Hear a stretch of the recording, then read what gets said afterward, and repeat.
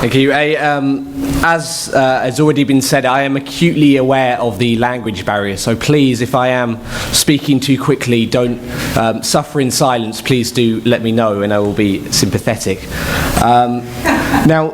First of all, I took it as a testament to the famous German sense of humour that the reward for a man like me who has spent most of his days and nights for the past 2 months organising and promoting a series of international events was asked to fly in at the crack of dawn to Frankfurt this morning to talk about the obsession with living healthy lifestyles. This was actually supposed to be my quiet week, but my colleagues from Novo were not alone in distracting me from that. My week began with a phone call at 6:30 a.m. on Monday morning asking me to be on the radio in Northern Ireland, which had then finished with me being on the radio that evening, before being on the TV news by Wednesday, before finding myself out here. In today's world of increasing regulation of private life, I've come to the conclusion that Jean-Paul Sartre was wrong. Hell is not other people. Hell is spending your free time defending the rights of other people to have a good time. The reason I haven't been getting that much rest this week has been the activity of the British Medical Association, something akin to the doctors' trade union in the UK. On Monday, the UK Parliament was debating extending the smoking legislation to follow South Africa and some states in the US and Australia in banning smoking in cars carrying children. For the BMA, this proposal did not go far enough. They wanted the government to ban smoking in all cars, citing the evidence that smoking in cars exposed you to 23 times more toxins than sitting in the smokiest bar before smoking was banned in the UK in 2007. The risk of vulnerable children being exposed to the smoke of irresponsible adults at a crucial point in their development was too strong to give consideration to the so-called freedom of adults to do as they wished. For many people, this would appear to be a fairly common sense equation. Unfortunately, the essential absurdity of this statistic, the idea that smoking a single cigarette in a car would be more toxic than sitting all evening in a bar packed full of chain smokers, did not seem to occur to most public health advocates. But then it did not occur to them that these self-destructive nicotine addicts would have the good sense to even consider opening a window to let the smoke out. By Thursday, the BMA were forced to issue a retraction. The 23 times figure was exposed as a myth. Indeed, it had been exposed as a myth in 2010 by the Canadian Medical Authority Journal, which revealed it was an exaggerated misreading of one single study which bore little relationship to the reality of cigarette smoke. The researchers of that article pleaded with their fellow public health lobby to stop using this spurious and substantiated statistic, understandably feeling that it undermined trust in doctors and medical researchers. But they went on to argue that there were far many more arguments to use which hadn't already been discredited or deployed effectively elsewhere, from the road safety risks of lighting up a cigarette behind the wheel to the risks of children taking up the habit because they see their parents or other adults smoke.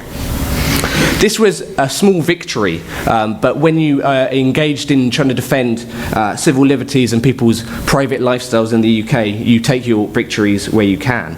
But this example was particularly revealing because I think it is an interesting case study of the authoritarian instincts behind the regulation of personal behaviour and how it is able to take root. First of all, we have the willingness to deploy the evidence, no matter how spurious its accuracy or detached its basis from everyday lived experience.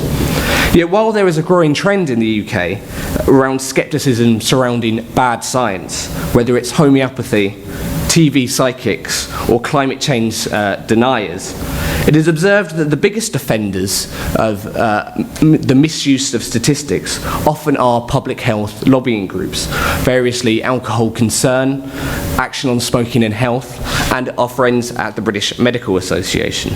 But they are often given an easy time by the people who dedicate themselves to tracking down the abuse of science. After all, the argument goes, if it convinces people to drink or smoke less, or to take better care of their diet, what could be the harm?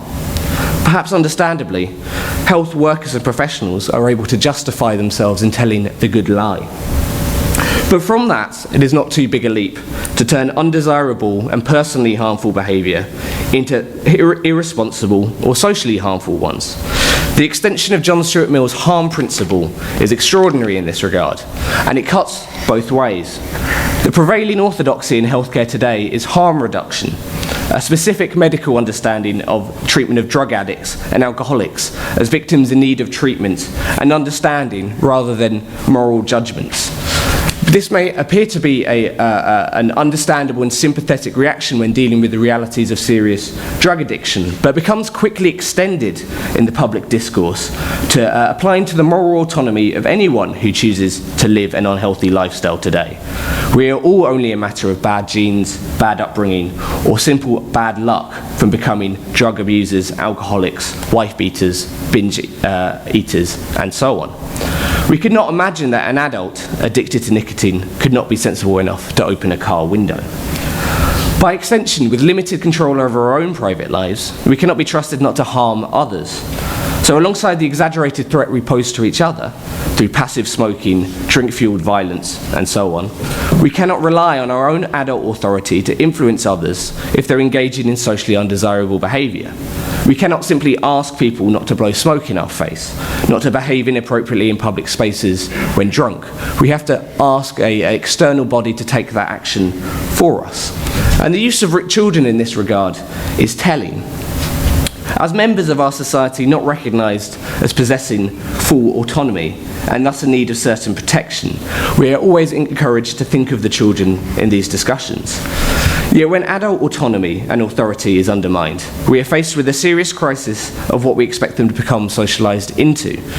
If for those of you who followed the riots that we had in England over the summer, you could see how very quickly the reactions split into two categories of the what we dubbed on Spiked the hug 'em or hang 'em critique of whether these were poor youth who have been deprived and don't know how to behave, or whether they're people in need of the army on the streets and discipline.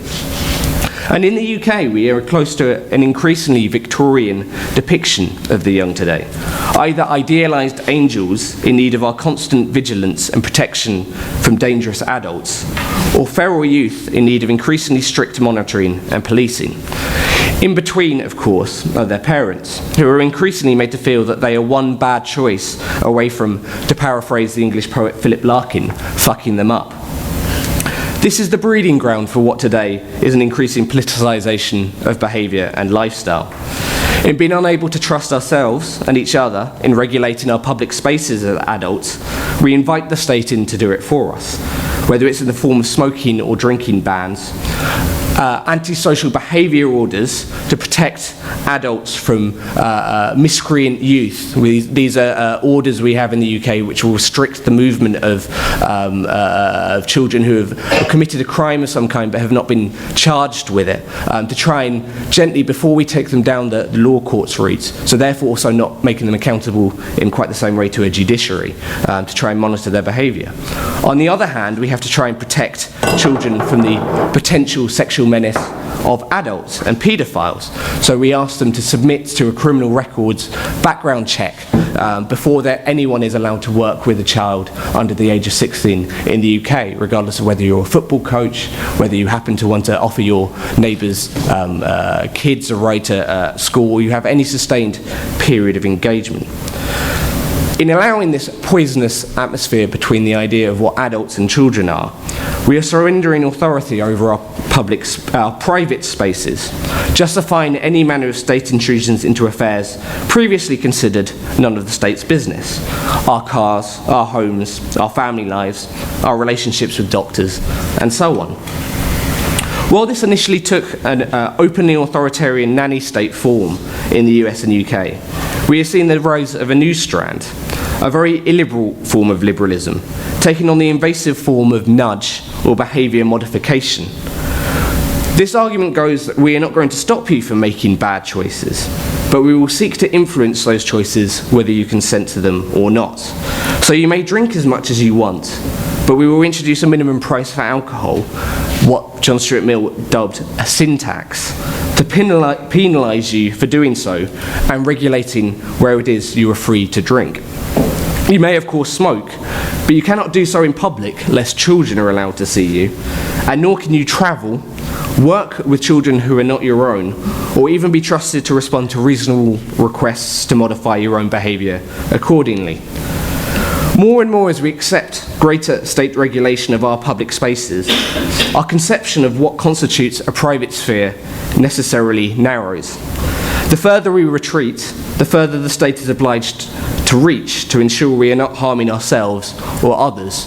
Nobody can be entirely happy with the idea of what goes on behind closed doors today.